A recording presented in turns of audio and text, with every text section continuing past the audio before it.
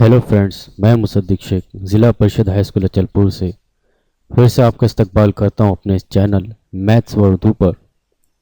जैसा कि हम जानते हैं कि निष्ठा इस ट्रेनिंग में हमें कुल 18 मॉड्यूल दिए गए हैं और हर मॉड्यूल के बाद जिसे हम कंप्लीट कर लेने के बाद हमें सर्टिफिकेट डाउनलोड करना है।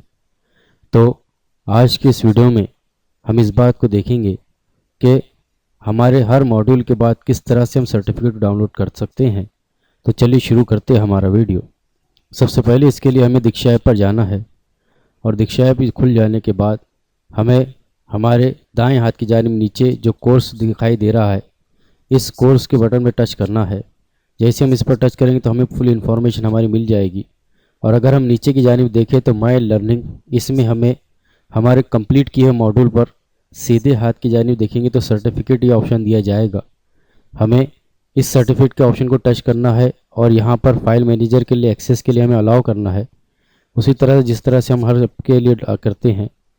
फिर हमें यहाँ पर एक ऑप्शन इस तरह से शो करेगा कि सर्टिफिकेट इज़ गेटिंग डाउनलोडिंग।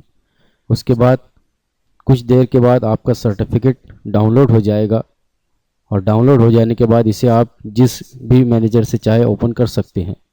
इस तरह से हमने इस आज की वीडियो में इसको समझा कि हम किस तरह से हर मॉड्यूल के बाद निष्ठा ऐप में हमारे सर्टिफिकेट को डाउनलोड कर सकते हैं।